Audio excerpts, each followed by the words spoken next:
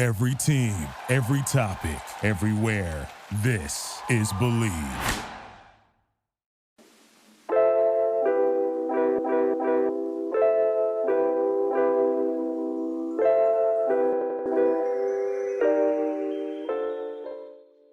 Football might be over for this season, but basketball is in full steam for both pro and college hoops. For all the latest odds, totals, player performance props to where the next fired coach is going to land, Bet Online is the number one spot for all your sports betting needs. Head over to the website or use your mobile devices to sign up today and receive your 50% welcome bonus on your first deposit. Just use our promo code BELIEVE to get started. That's promo code BELIEVE, BLEAV. And it's not just basketball. BetOnline is your source for hockey, boxing, and UFC odds. From sports right down to your favorite Vegas casino games, BetOnline is your number one online wagering destination. BetOnline, the fastest and easiest way to wager on all your favorite sports and play your favorite games. BetOnline, where the game starts.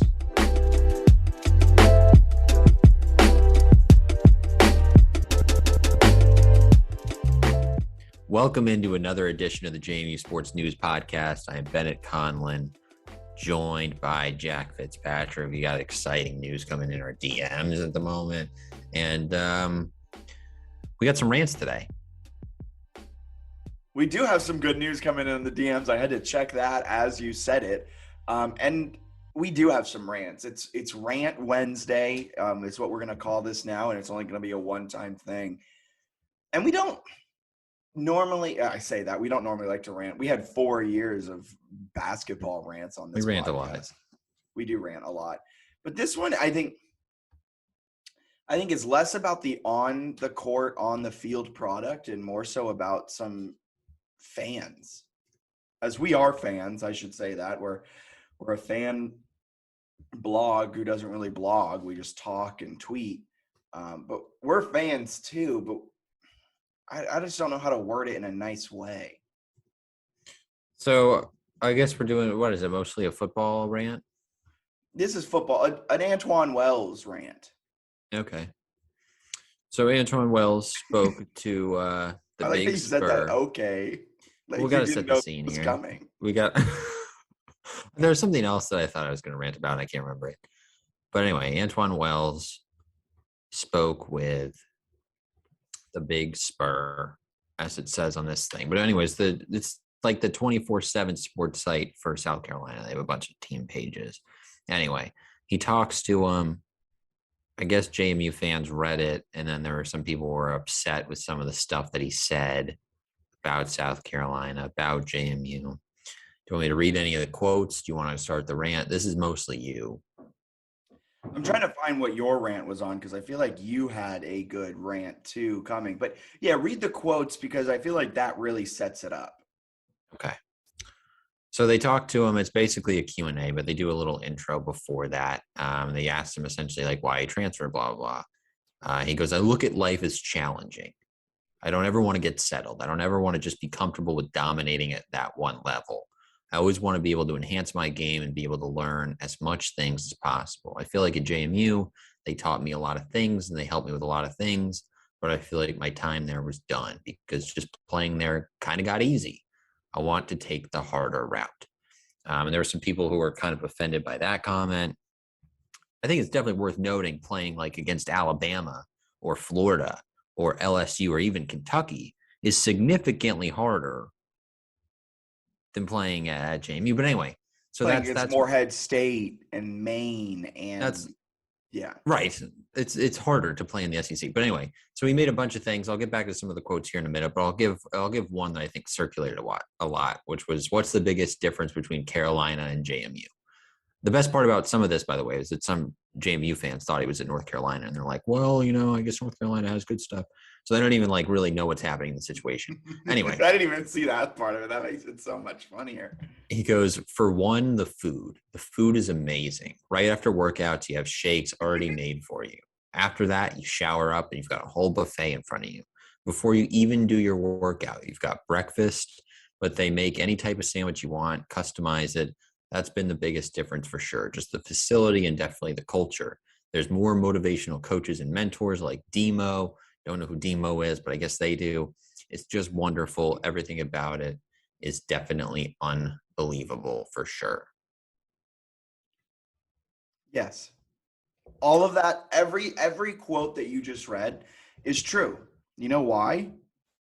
Why is that? Because JMU is an FCS school.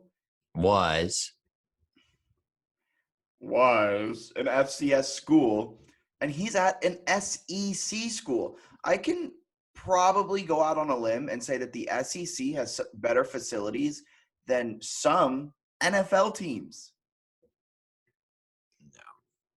I'll say maybe the Bengals. they probably got some. They do have some pretty good facilities so that have like an excessive amount of things that NFL facilities don't have, right? Because you're going home at the NFL. Yeah. So like they have like stupid like lounges that I don't think those are necessarily the same level of like you're going to be here all the time. Yeah. So it's like Bama's facility is insane. Like even like Pac-12, like Oregon's got crazy facilities.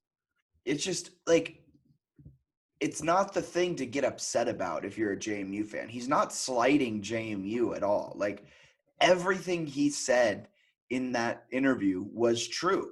He was asked these questions. It's not like he went out and just said, "Hey, Big Spur, you want to listen to me shit on JMU for a couple questions?" No, they went to him and they're like, "What's it like playing here?" And he's like, "Well, it's harder." I don't think he said JMU sucks. I needed better competition. If anything, he's saying he was really good. And isn't that what you want when you're JMU, is to kind of be that like place where great players come? Maybe they don't stick around for all 4 years, but they come and they put up some amazing numbers. What? He's like leads the program in receiving yards and he played there for 2 years, right?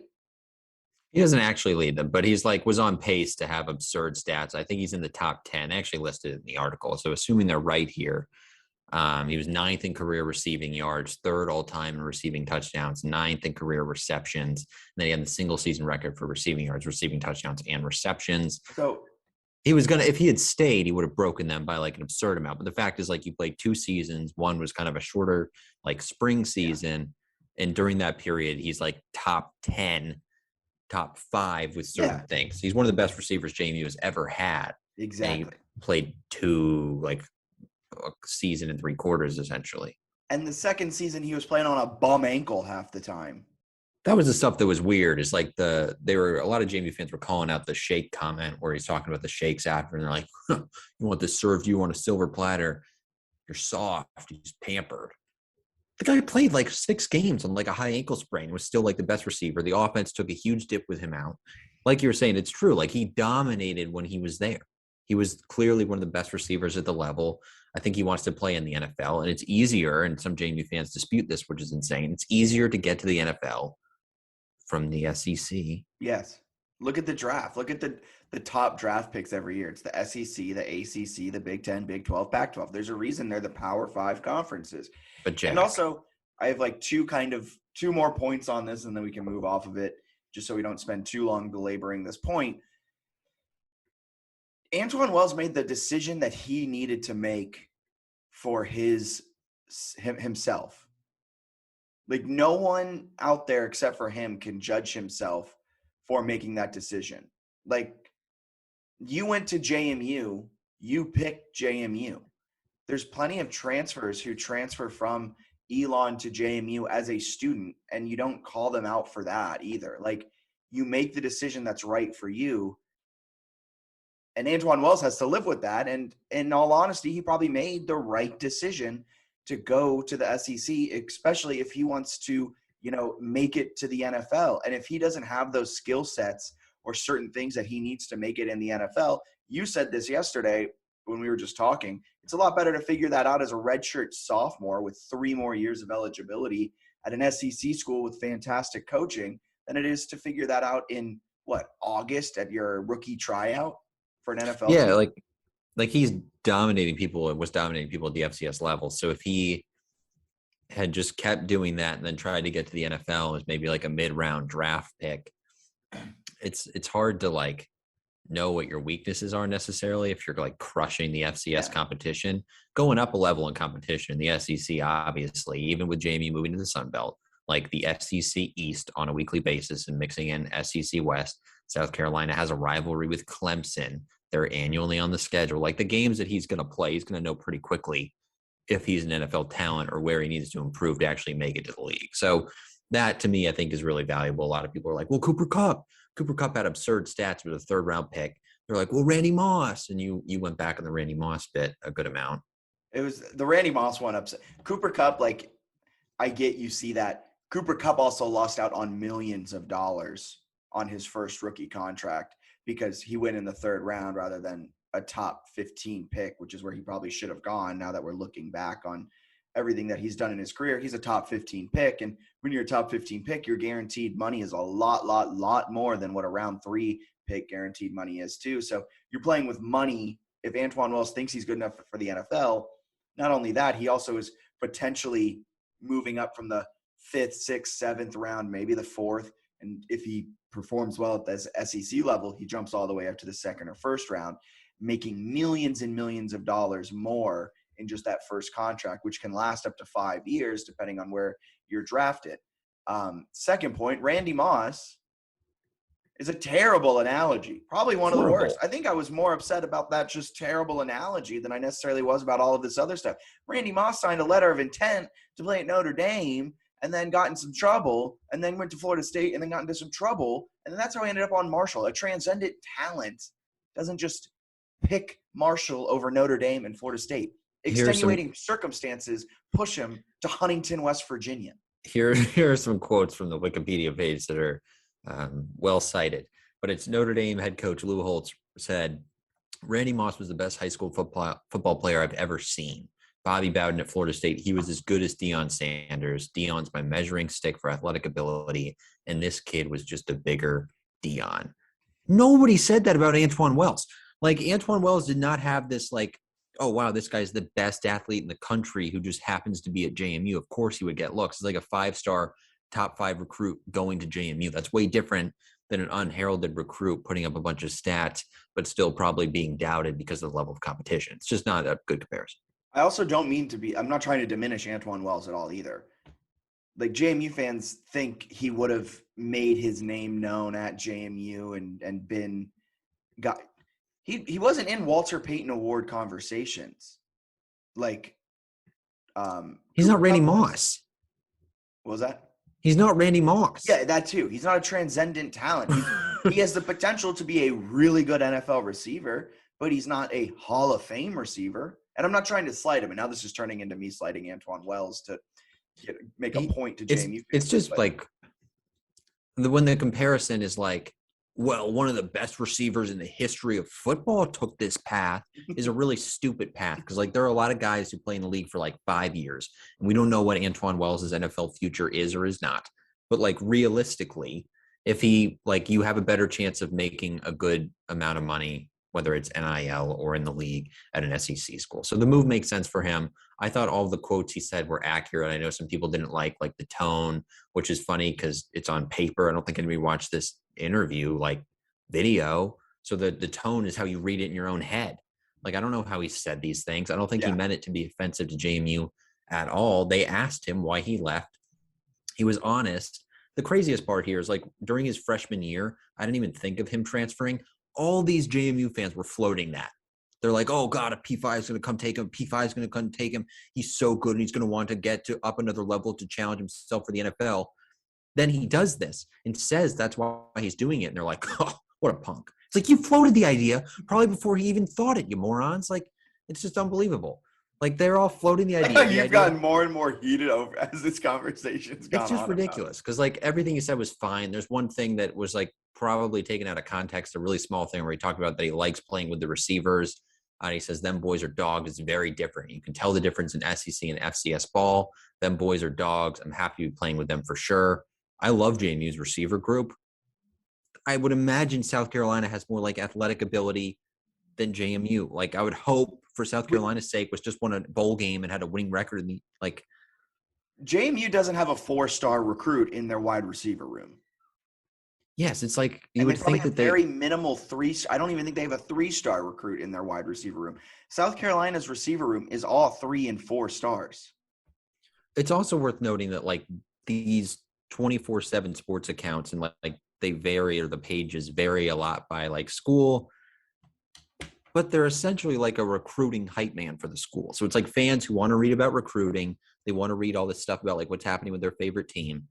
And that's what was happening.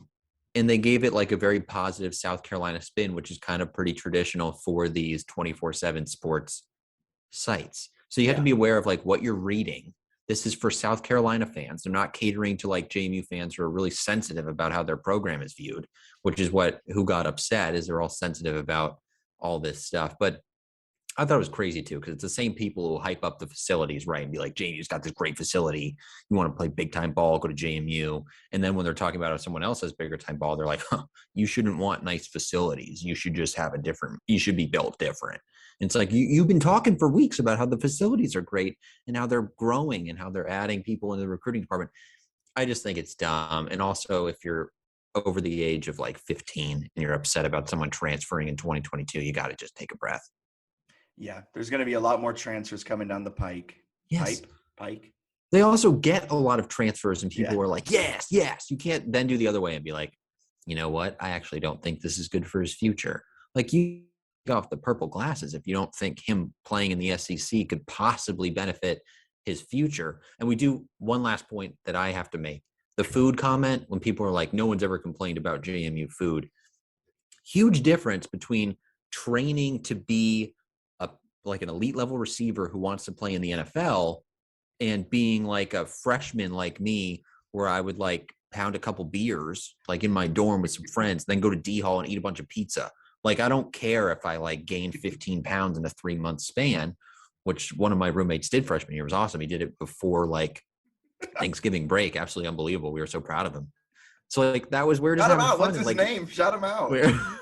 We're having a bunch of fun eating food, and then he came back and was like, "Oh, I should probably take care of myself a little more." And like, I think that was a good reminder for all of us. But there's a difference between like going to D Hall and getting sick and doing the D Hall dash, and like trying to maintain muscle mass and become a professional athlete. So like, they have probably a different dining hall and different access to nutritional food. That's way different than like a football player going to D Hall. I'm not saying you can't go to D Hall and like make healthier choices, but it's really easy at a Power 5 school to train yourself and follow like nutrition plans. So 2 follow-up questions off of this rant. You ready for them? One, where did you live freshman year? I lived in the Village, so D Hall was a short walk. Okay, so when you did the D Hall dash, were you one of the people that ended up in Carrier's bathroom, or did you make it back to Dingledine? Sometimes you didn't even make it back to Dingledine in the Village. You would just use the bathrooms in D Hall. Did you live in Dingledine? I did. I was a complete shot in the dark. I did. So, I mean, look, it's all part of freshman year. It was exciting. It was a good time to be alive. But like the JMU food, I would eat a lot off campus later on. Like my junior and senior year, some of that is not paying for a meal plan. Some of that is like, you know what? I like not feeling sick all the time. So like, that's the kind of thing where if you have increased access to food, like covering UVA, they had a crazy amount of access to like different nutritional things that other athletes or other students on campus didn't have. I know JMU has a nutritionist, but I'm imagining the SEC resources are more.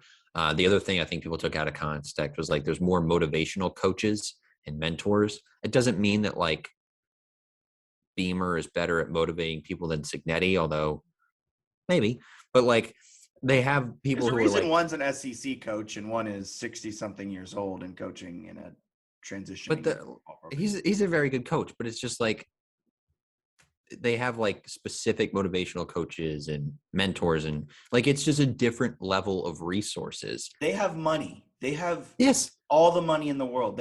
And not even just money, they have donors. They have huge financial backers. Like, and also, if we're going down that route too, the NIL opportunities are so much better in Columbia, South Carolina, near like representing the Gamecocks, than it is in no offense, I love Harrisonburg. I want to whatever.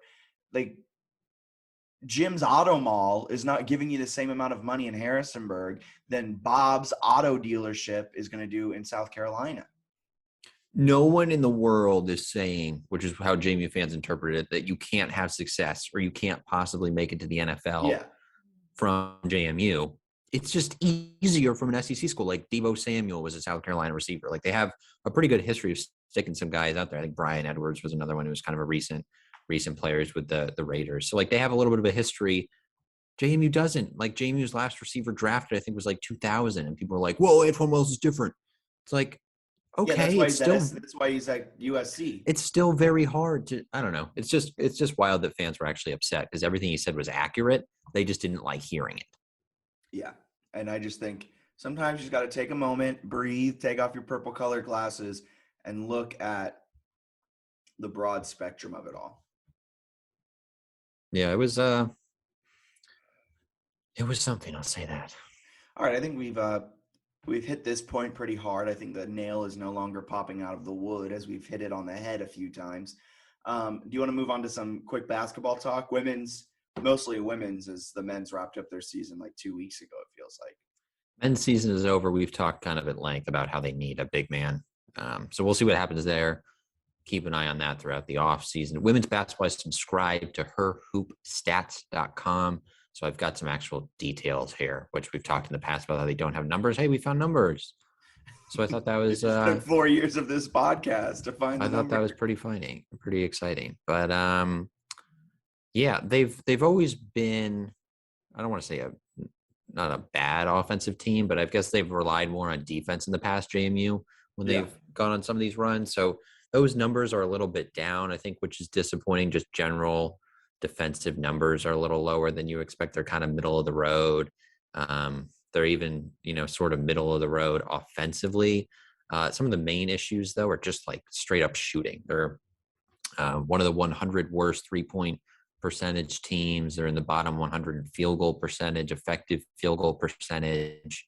All that stuff's alarming. You look at assists per game, they're actually bottom 7 in the country. They're bottom 5 in the country in assisted shot rate. So like there's not a lot of ball movement going on, which in the past those numbers have been low, but I think they had players who were maybe better at creating their own shot and the defense made up for it, where in years past that wasn't something that happened. So the assisted turnover ratio is really bad, bottom 35 in the country, giving up a bunch of steals. Just a lot of really disappointing things on the offensive end. And then defensively, they're just pretty average in terms of forcing turnovers and all that stuff. So when you couple, maybe worse offense than usual with a defense that's not reaching program standards, it's concerning, because I feel like it got pretty easy to blame, like, all right, they don't have Claire Neff, they don't have Peyton McDaniel. If they had them, they would have better offensive players. Those players are making shots. If you're making shots, your assist totals are going to be higher. I think the defense is kind of to blame. Like, they got to get better defensively. That's been a program staple, is like they dominate conference foes on the rebounding margin, and then they play great defense. Yeah. I mean, I think that was also the problem last year. Last year, the offense was a little bit better, but it just seems like again and again, the problem isn't the fact that they can't score 70. It's the fact that they can't hold opponents to under 60. Like during the first few years of Coach O and the last years of Kenny Brooks, really it felt like the whole Kenny Brooks era, they consistently were holding opponents to like 55 points a game, and they would only score like 65, but you're winning by 10 points. It feels like your offense is doing a lot better than it is.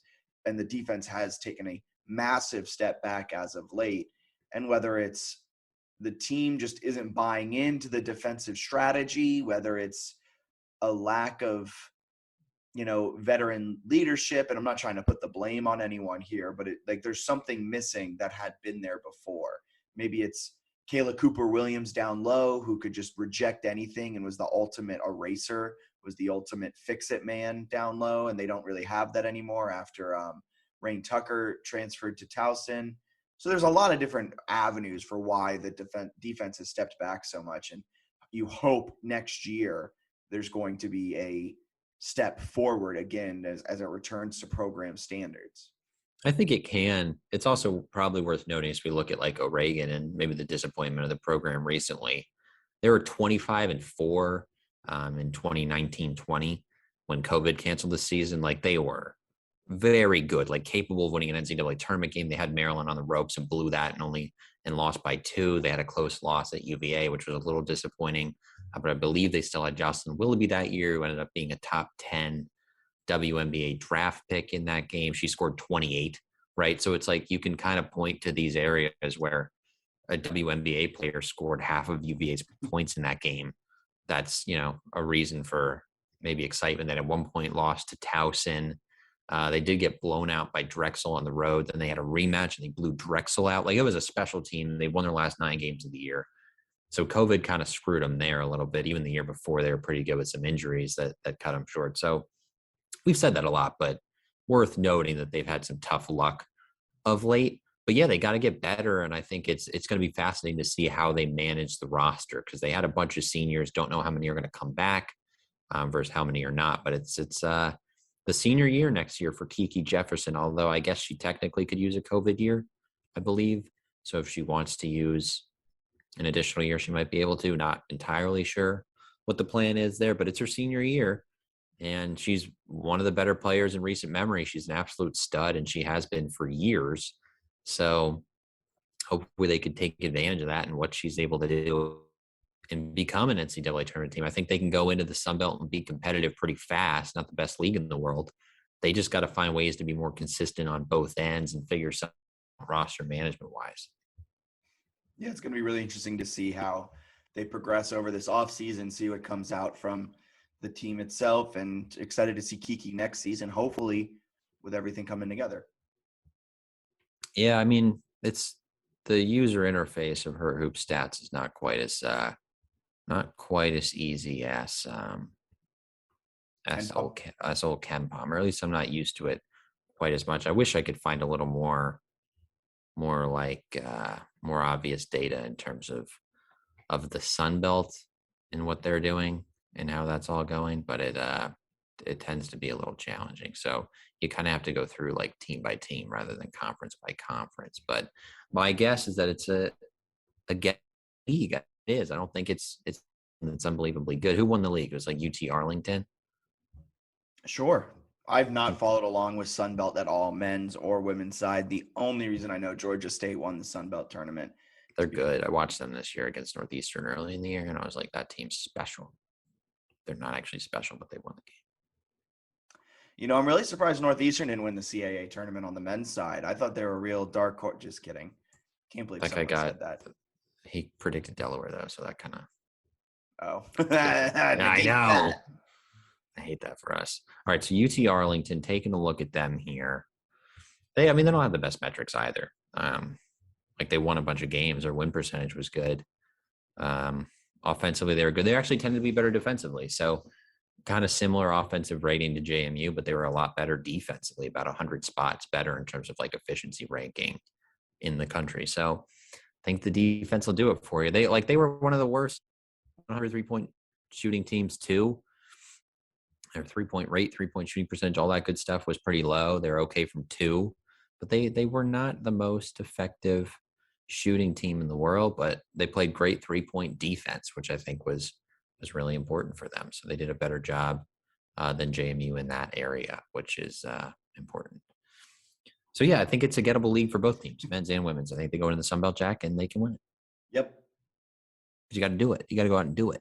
Yeah, you just said a lot of numbers, and I kind of zoned out there for a second. So my apologies. I'm a little. UT Arlington couldn't really shoot the 3, but they defended it well. Okay. So they just played good defense. It's like, I think JMU's like old recipe for success of just like being great defensively. It's going to work in the Sun Belt. Especially I don't think it's Kiki Jefferson. You just hope you get good again. So you have Kiki. You just got to be able to do it defensively. So we'll see what happens. Kayla Cooper Williams, probably a very underrated loss, I think, given what she did as the shot blocker. They haven't really been able to replace that. So interested to follow both the off seasons. So I think men and women's basketball, they're going to have to do some stuff in terms of figuring out roster over the off season. Yep. What's next? What's the next thing for us to talk about? I think we got to talk a little CAA tournament. UNCW gave me quite the scare. Yeah, you had $100 on the line that you were going to donate to the university if UNCW won. The sideline UNCW account had tweeted something like, wow, credible value at plus 1,100 for UNCW to win the CAA. And I was like, this is a joke. There's a reason they're that low. They're a lucky fraud team. They almost luckily frauded into it, right? Well, they did luckily fraud like their first two. They didn't have to play Hofstra. They didn't have to play Towson. They still couldn't get it done. So they were always a fraud. They benefited from a blown call late against Charleston to win. Horrible block charge stuff going on in that game. That was a joke. Called a lot of charges. So that was really beneficial for me mentally and financially. And also Delaware, it sucks because they're going to be a 16 seed, but they might have been, if Dylan Painter stayed healthy throughout the entire season, they probably could have had a better seed. Yeah. They would have probably been like a 14 seed, and they may have given Towson a run for their money for the 1 spot in the CAA, but instead they might get a lot of time. I was looking at bracket matrix today. They might get a 15, but the 2 seeds this year are crazy good. It's like probably like Kentucky, Duke. I think the 2s are better. Want to rather be a 16, like the best 16 seed, so you play Providence, because Providence is a beatable 1 seed. You think Providence is a 1 seed? Providence is like a 5 seed. There's no chance Providence gets 1 seed. I've seen bracketology. No, you have not. You 1 seed. Yeah, the Big East bracket. There's no way you've seen them as a 1 seed. Yeah, I have. No way. They're like a 3 seed. Anyone who said that is out of their mind. They're like, aren't they like they're 36th in Ken Palm. They're not getting a 1. Get out of here. Get out of here. It's gonna no. But you would probably get Baylor maybe. I can't believe the disrespect here on Providence, though. Providence is not a 1 seed. Providence is like a 3 or 4 seed. Providence is going to win the Big East and then get the 1 seed. There's no chance they get a 1. Where are you seeing this? This is the craziest thing I've ever heard. I didn't expect Providence this ever. 1 seed. Maybe it was a week ago. I'm alarmed. This bracket matrix, which it takes all of those brackets, like the rankings, and it has what they're ranked in every single bracket, and then it averages them. Has them as one of the worst 4 seeds. I'm seeing the best they have is a 3. I don't know where you're getting your brackets. I think it's the Big East website. It must have been an old one, like a week ago when they were in the middle of their win streak. Unbelievable. Anyway, but they got Delaware in there at the 15 line, playing against potentially Duke. That feels bad. That feels like a winnable game for Duke. The one I will say, this isn't even CAA related. Bryant won by like 100 yesterday. I guess there was some giant brawl on the stands though. That didn't seem good. But they played Houston earlier this year and lost 100-11 to 44. I hope they get the 1. Like if they had the play in 16, I hope they win and play the 1. Can you imagine like Gonzaga against this team? The spread's gonna be like 60 points. That's awesome. Also, and I'm taking the Zags. Not to derail this podcast into Northeast Conference talk. How did Bryant beat Wagner by 50? That doesn't make any sense. Yeah, just a blowout win for him. Unbelievable. And there was a brawl in the stands between fans. They put seemed pretty terrible. The Bryant student section right next to the Wagner like parent section. That was bad. I think that's how it happened, or like the Wagner I think support, that's what I like saw that travels with. And I guess the Bryant student section was getting mouthy with Wagner, and they were getting mouthy back, and punches were thrown, and the marching band was there involved in it too, the Wagner marching band, and they had to clear out all the Wagner fans with 4 minutes left. That's kind of terrible. But yeah, Delaware's probably done. I will say, Jack, I don't care about the Sun Belt until JMU's in the Sun Belt. I agree. A lot of people are saying that we should care about Georgia State, because should have followed along with the Sun Belt tournament. Yeah, I don't care about Georgia State is going to get demolished. I don't care. Like I cared more about the CAA tournament because I watched those teams all year. Like I'd seen them play on multiple occasions, whether against JMU or whatever. Watched them play, kept an eye on them. Like it's hard to be interested in a conference. I didn't watch a single Sun Belt basketball game this year. Same. Like a conference game. I watched Northeastern play Georgia State earlier in the year, but yeah, I don't care until JMU's in it. Yep. Anything else you care about that you want to talk about before the end of this podcast? A lot of things that I care about. World peace. All right. Anything else? Yeah, let me give a quick JMU baseball update. I think they lost. They did. What was the final? In extras. 9-8 in 10 innings. That's tough. That's tough for them. But they battled with Tennessee, which I don't think actually matters much. Like, you got to win some of these. They're probably not making the tournament. But they're actually kind of electric. They're fun to watch because they can hit. Yeah. And Chase Delauder wasn't in the game. So in a way, they won. Yeah, exactly. If he was there, that's what he should. Like, he has like a 5 WAR, wins over above replacement. Yep. And they lost by 1. So like in theory, you can just like add 5 runs. I think, tell me how you feel about this. They should not play him the rest of the year and just be like, well, we would have won if we had Delauder, even if he's healthy. Tell the selection committee, like, well, we didn't have Delauder. No shit, we lost. Of course we lost 12-1. Delauder. He has a 15 WAR now. Coach Ike, last game it was 6, and we lost by 5. You see where I'm going with this?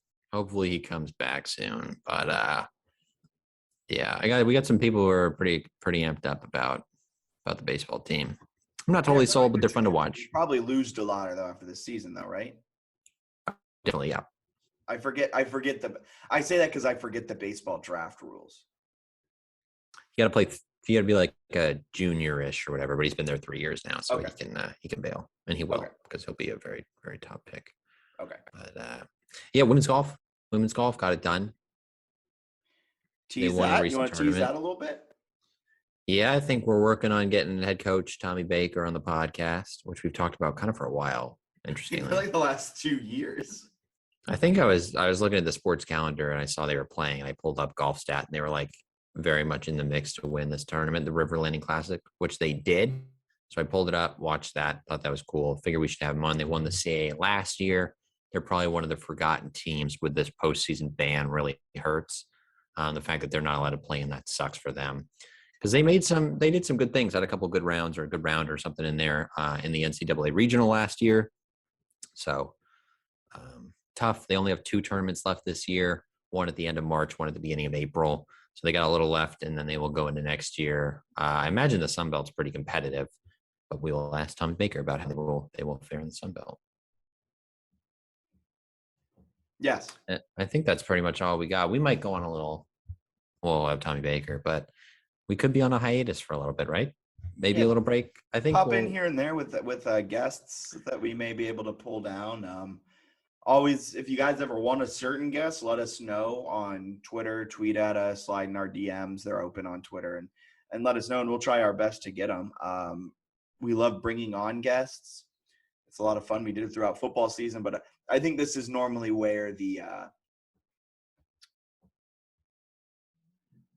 rubber hits the road. Actually, no, normally we go through baseball and softball talking about all that. We do. It's just I don't know if we're going to be doing as regularly. You got softball's 4-9, baseball's decent, but they don't have the conference tournament. So if I had to every other week and every other week have a podcast. Gun to my head, I don't think either are going to make the NCAA tournament. I think softball's a large chance may already gone. They've struggled. That was your rant. Oh yeah, that was my rant. So my rant is that they essentially lost everyone on their team, and there are like JMU fans who are like, "We don't rebuild, we reload." Like, no, that's such a stupid expectation for any of the programs. Just like football, where they're like, "We don't rebuild, we reload, and we go into the Sun Belt and we win out." It's like, no, they're probably going to go like 4-7 or something, or 5-6. Like, it's not going to be great, and you got to kind of accept that. Softball, anyone who thought they were like a lock to make the NCAA tournament or like going to win a regional or something were out of their minds. Like, they lost so much talent and replaced it with like 18-year-olds. Why would that have, like, they're 22 to 24 years old, had proven to be like stars, and they all either graduated or moved on or whatever, and then you replace them with freshmen? Why would you think that they would be the same as the team that was the best in program history? Doesn't make any sense. They're 4-9. Everyone's like, oh, wow, that's kind of disappointing. It's like, no, it's not. You just had unreasonable expectations. It's not disappointing at all. They've been fairly competitive in a bunch of the losses. They played a really hard schedule. They'll beat up on some CAA teams, and they're going to win a bunch moving forward here. They come home first home game would be Thursday, March 10th. So coming up here, probably when you're listening to the podcast. And then over the weekend, they have the JMU Classic with Maryland, Arkansas, and Lehigh, which is probably going to be a challenge. But like then after that, it gets easier. They'll win some games. But the people who are like, oh, we don't rebuild, we reload. It's like they might never go back to Oklahoma City, man. I hope they do. I hope they get there. But the idea that they're have a like better shot at getting back in the Sun Belt than they do in the CAA. But. Yeah, it helps. And like I think they'll be able to build up the program. But the idea that they're like, yep, you just do it. Like Louisiana's had a good team for a while. They don't go every year. It's very hard to go. It's very hard to do anything and have success at this level. So it's just ridiculous when people are like, oh, we reload and we win everything. It's like, no, they lost literally everyone. There's a roster. They have a website and it shows you the roster. You can even look at last year. And guess who's not on it? Sarah Jubis, Madison Nyokas, Odyssey Alexander, Logan Newton, Kate Gordon. You can go on and on. They lost almost everyone from like their great team. And people are like, well, they're just going to keep on rolling. It's like, that's not how sports work at all. And it's also annoying. Unfair, not to interrupt your rant, but it was unfair, the expectations that were placed on this team coming into the season. Like, extremely unfair. And now that they're sitting at 4-9, and like you said, in competitive games, a couple blowouts here and there, but like overall, like a competitive 4-9 looking ahead to a very winnable CAA, at least regular season. Yeah. Like it's unfair to have expected them to be 13-0 at this point in the season.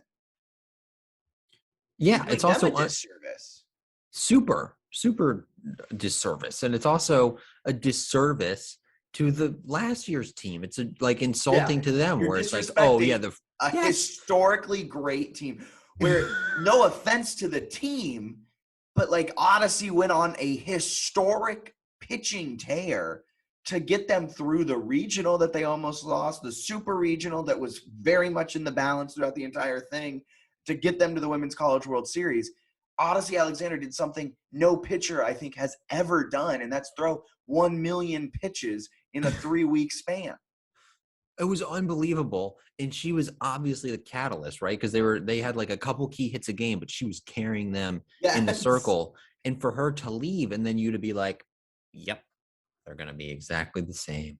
It's just so like, it's just really horrible analysis. I was surprised people were like, oh, they're definitely a top 25 team. When they were ranked, I was like, oh, that's probably because of last year's result. Like, a nice like show of respect for the program to stick them at 25. People were like, underrated, we'll show them. It's like, no, they probably won't, because they're building from the bottom up. It's literally a rebuild. I don't know how people didn't see it. It was a little weird, but they're still like good. They have some players that I think will get better and they'll develop, and this will help with recruiting, and the Sun Belt's going to help. They're very young. Like this team like went from a veteran laden like senior, junior, redshirt junior, redshirt senior pitcher, and now they're like freshman, sophomore, redshirt sophomore, junior, sophomore. Like, yeah, but you gotta like look. When I was in my doomsday mode a couple weeks ago, and I said it's going to be a sad few months, I wasn't wrong. It's going to be a sad few months.